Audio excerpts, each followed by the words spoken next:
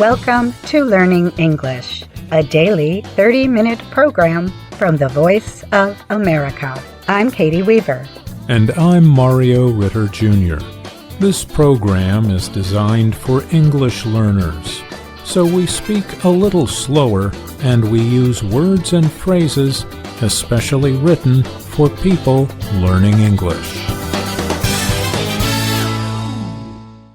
On today's program, John Russell has a surprising report about the planet Saturn. Jill Robbins has a story about Japan's Softbank. Brian Lynn tells about the top Google searches of the year. Then, a guest appearance by Anna Matteo on Lesson of the Day. But first, recent research suggests that Saturn's rings may be older than they look, and possibly as old as the planet itself. Instead of being 400 million years old, as some had thought, the icy rings could be the same age as Saturn, 4.5 billion years old. A Japanese-led research team reported Saturn's rings may be in good condition, not because they are young, but because they are dirt-resistant. For many years, scientists had believed that Saturn's rings were between 100 million and 400 million years old. This idea came from more than 10 years of observations by NASA's Cassini spacecraft. The spacecraft studied Saturn before its mission ended in 2017. Images by Cassini showed no evidence of any darkening of the rings by impacts from micrometeoroids, space rock particles smaller than a grain of sand. The finding led scientists to believe the rings formed long after the planet. Through computer modeling, the Institute of Science Tokyo's Ryuki Hyodo and his team showed that micrometeoroids become gas or small liquid drops once they hit the rings. As a result, little, if any, dark or dirty substances or residue remain. Researchers found that the resulting charged particles are forced towards Saturn or out into space, keeping the rings clean. The findings dispute the idea that the rings are much younger than the planet. The resulting research appeared in the scientific publication Nature Geoscience. Hyodo said it is possible Saturn's rings could be somewhere between the two extreme ages. For example, the rings could be around the halfway mark of 2.25 billion years old. However, the solar system was much more chaotic during its early years. Large planetary-sized objects were moving around and affecting each other a lot at that time. It was just the sort of situation that might have produced Saturn's rings. Considering the solar system's evolutionary history, it's more likely that the rings formed closer to Saturn's earliest times, Hyodo told the Associated Press in an email. I'm John Russell.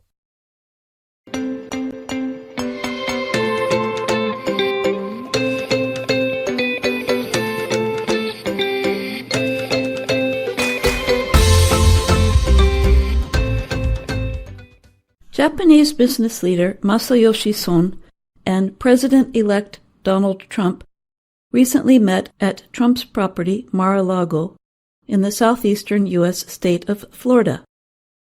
They announced plans for Softbank Group to invest $100 billion in projects in the United States over the coming 4 years. Trump said the investments in building artificial intelligence, or AI, infrastructure would create 100,000 jobs. Reuters news agency reported that it was the second time that Softbank's Son made a big promise to invest in U.S. projects.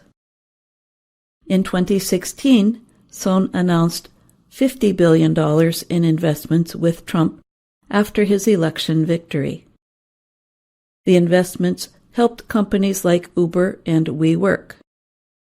Son is a founder and CEO, or Chief Executive Officer, of Softbank Group. Softbank has investments in many new technology businesses, along with big companies like silicon chip maker ARM Holdings and Chinese online business Alibaba. Investor interest in AI has increased Softbank's value, but it is unclear whether its investments will create that many jobs in the U.S. Softbank investor meetings have supported the idea that AI will become profitable for the company.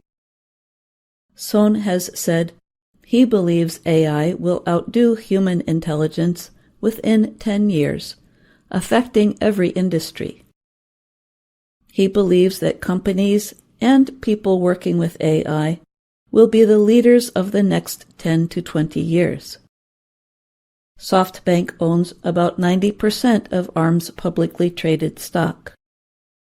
This puts the Japanese company in a good position for expansion of AI applications. ARM says most mobile devices operate on small ARM-based processors. Trump and Son said the $100 billion that Softbank has promised to invest will go to building AI infrastructure. But the details remain unclear. The effect of AI on job creation remains an open question. The announcement is like a promise Son made with then-President-elect Trump in December 2016 at Trump Tower in New York City. Then, Son said he would spend $50 billion and create 50,000 jobs. While that money was invested in businesses as time passed, it is unclear whether that many jobs were created. Early in his first term, Trump announced a $10 billion investment by Foxconn in Wisconsin. Foxconn Technology Group is a Taiwan company best known for making Apple iPhones. In 2017, the company won Trump's praise for announcing that it would build a $10 billion factory. Foxconn said it would employ 13,000 people in a small town just south of Milwaukee. A much smaller investment there created fewer than 800 jobs. Shutdowns during the COVID-19 pandemic, starting in 2020, made job creation a more complex issue. Softbank itself says it had 65,352 employees as of March. Officials in Tokyo praised Son's effort, considering it a sign of friendship between the U.S. and Japan. There is concern over whether Trump will increase tariffs on some imports from allies like Japan, as well as China. Yoji Muto is Japan's Trade and Industry Minister. He said he was happy with the announcement. Muto said, "Generally speaking, I believe expansion of investment through steady accumulation of efforts between Japanese and U.S. companies would help further strengthen Japan-U.S. economic ties, so I find it delightful." Trump called Son one of the most accomplished business leaders of our time. Softbank has been rebuilding its finances after the failure of its WeWork business and after investors turned away from some of its technology investments. After a decrease in share value between 2021 and 2023, Softbank stock has recovered. The company's stock has increased sharply this year.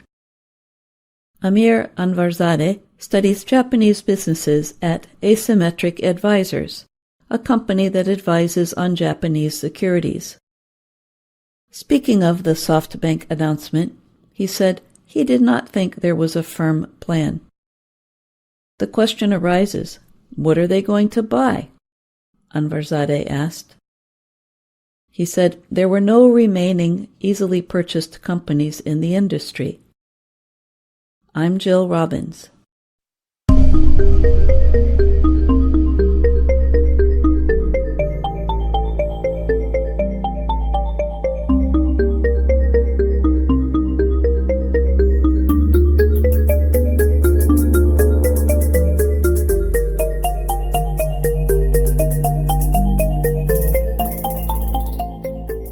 As we near the end of 2024, we are looking back at the top terms people searched for on Google during the year. Each year, Google releases its Year in Search report.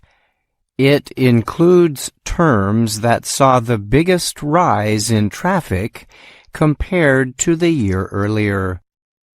Online marketing company SEMrush reports Google controls about 92% of the worldwide Internet search traffic. It also estimates the search engine completes up to 3 trillion requests per year. In an announcement on its news website, The Keyword, Google said 2024 was a very big year for web searches related to sporting events. Searches for information on soccer and cricket proved to be especially popular. The top searched soccer event was the Copa America competition, which took place in the United States this past summer. The next most searched was the UEFA European Championship. That was followed by cricket's Men's T20 World Cup competition. Imane Khalif led the list of top-searched sports stars during the year. Khalif is an Algerian female boxer who won a gold medal at the 2024 Olympic Games in Paris. An American boxer, Mike Tyson, came next on the list, and Spanish soccer professional Lamine Yamal took the third place. News was the other area receiving the most search requests during 2024. Topping the list for searches of events was the U.S. presidential election. That was followed by news stories about excessive heat experienced across many parts of the world. And finishing in third was news about the Paris Olympics. U.S. President-elect Donald Trump topped searches in Google's People category. He was followed by Catherine, Princess of Wales. U.S. Vice President Kamala Harris, Trump's main opponent in the November presidential election, came in third on the list. The most popular searches for people who died in 2024 included Liam Payne, Toby Keith, and O.J. Simpson. In the world of entertainment, Disney and Pixar's movie Inside Out 2 was the top-searched movie of the year. In second place was Marvel's Deadpool and Wolverine, followed by the comedy film Saltburn. The top-searched television show was Netflix's Baby Reindeer. That was followed by Amazon's series Fallout. In third place was the action show House of the Dragon. In music, Kendrick Lamar's Not Like Us topped song searches. Next on the list was Apathie, a pop song by Rosé and Bruno Mars, followed by Bling Bang Bang Born by Creepy Nuts. The top Google search for a food recipe was for the Olympic Village's chocolate muffin. The sweet treat was made famous by Norwegian swimmer Henrik Christiansen during the Games. The New York Times Connections puzzle topped game searches. In searches on parks on Google Maps, New York City's Central Park was number 1. At number 2 was Rizal Park in Manila, the Philippines, followed by Japan's Ohari Park in Fukuoka. The California-based technology company said the 2024 search results were collected from January 1st through November 23rd. I'm Brian Lynn.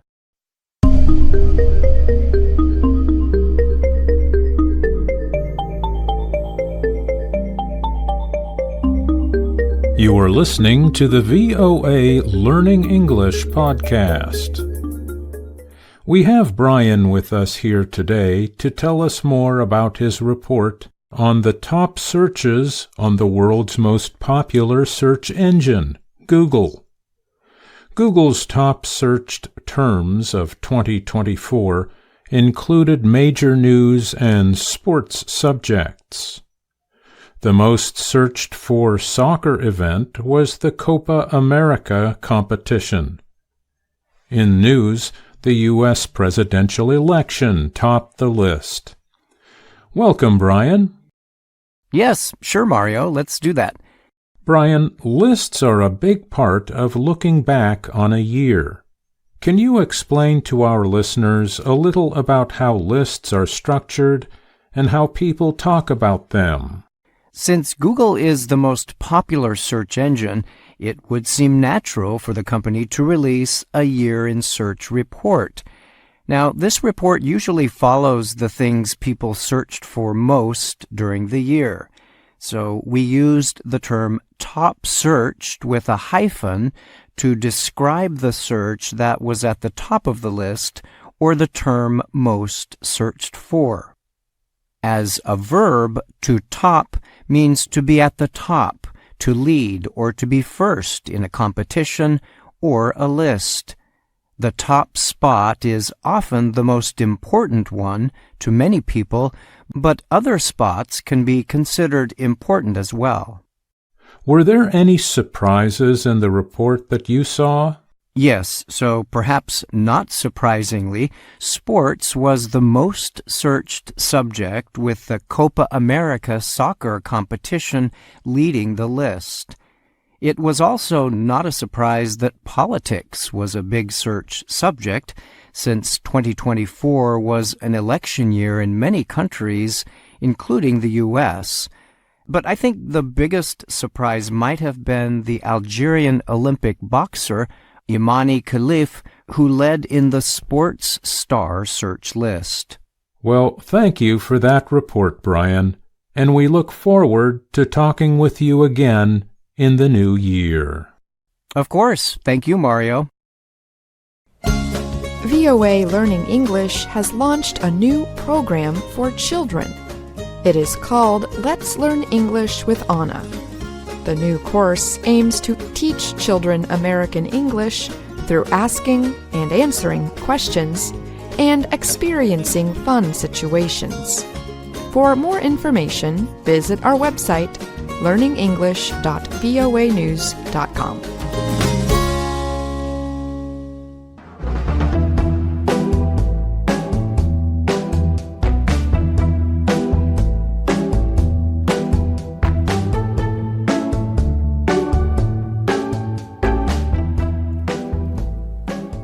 That music means it's time for the lesson of the day on the Learning English podcast.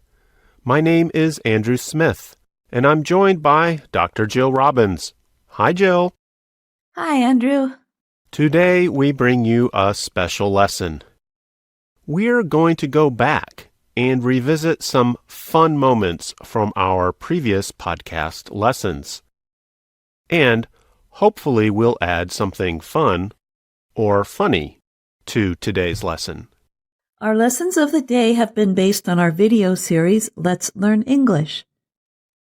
The series shows Ana Mateo in her work and life in Washington, D.C. Here's Ana introducing herself. Hello, my name is Ana Mateo. The series has 2 levels, named Level 1 and Level 2. Level 1 has 50 episodes, and Level 2 has 30 episodes. That's 80 in total. And we have a podcast lesson of the day for almost every one of them. But don't worry, we won't revisit 80 lessons today. We wouldn't want our listeners to get bored. No, but they might like to hear this chant we did about the difference between the 2 adjectives, bored and boring. Let's hear it. Who's bored? I'm bored. You're bored. He's bored. She's bored. They're bored. In fact, we're all bored. Guess who's boring? I'm not boring. You're not boring. She's not boring. They're not boring. And we're not boring. I guess that means that nobody's boring. But I'm bored.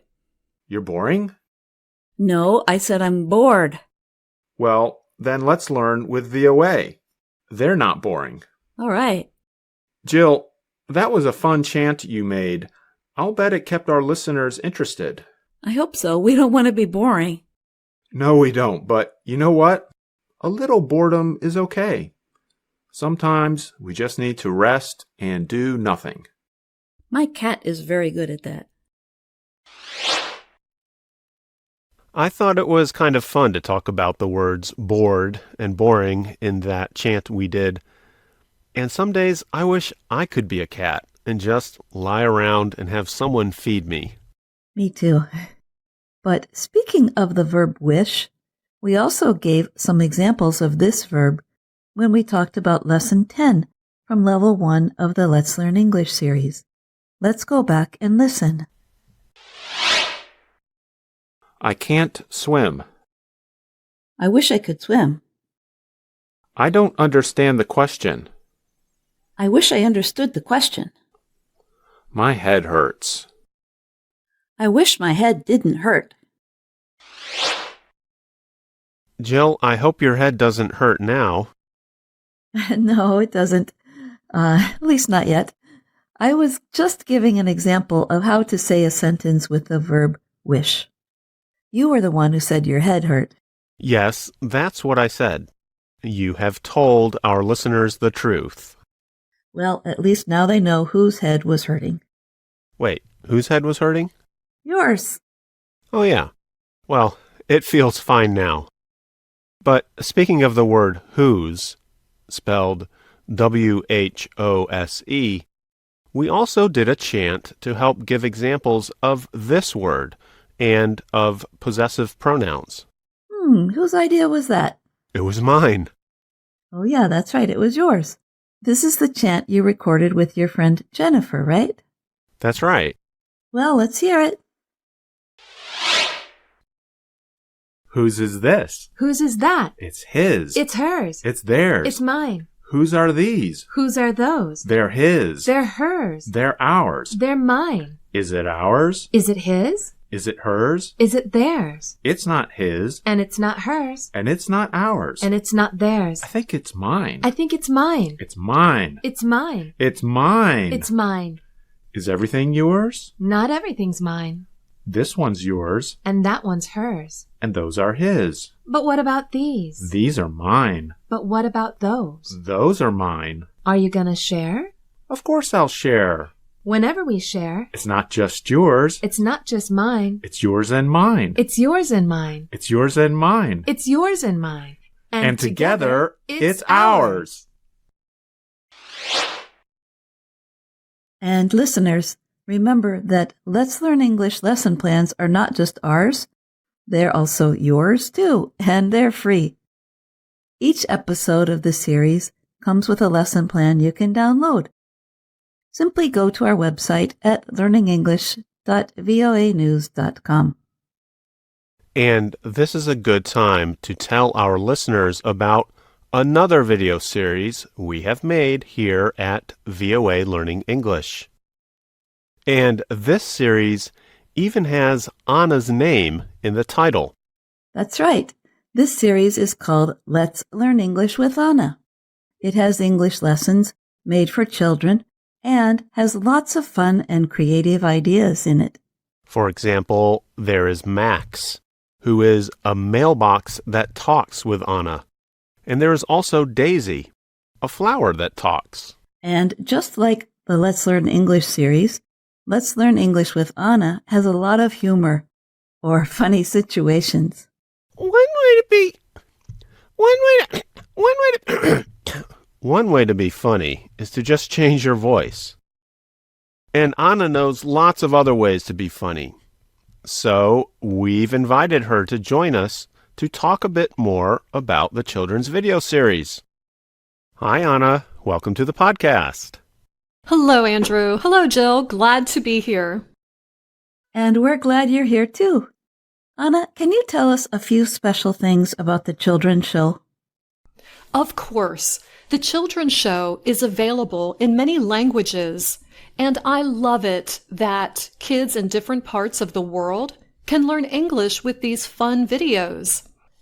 Also, as a scriptwriter, I chose what I hope are fun topics for the whole family to talk about, from cooking and shopping to sports and music.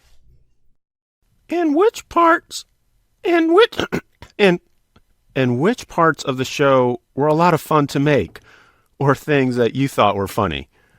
Andrew, great question. I really love working with creative people. So working with the man who made the videos was so much fun.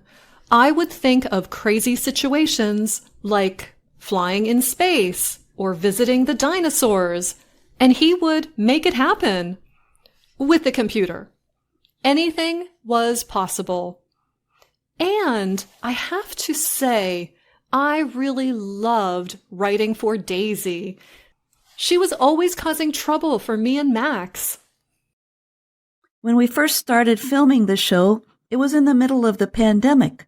So we had to figure out a way to film outside, which we did.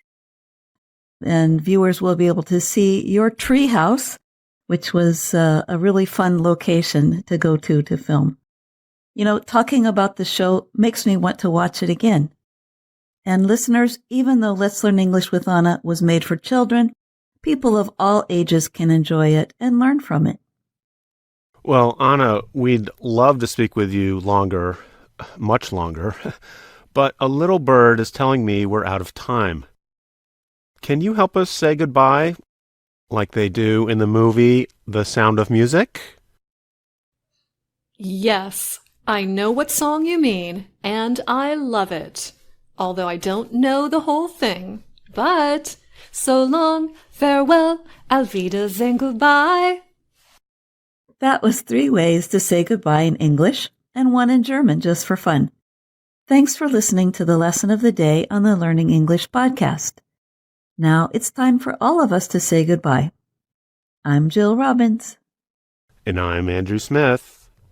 And I'm Anna Mateo. Are you ready, guys? 1, 2, 3. Goodbye. Goodbye. Oh, we can do better than that. Guys, come back. 1, 2. Ready, guys? 1, 2, 3. Goodbye. Goodbye.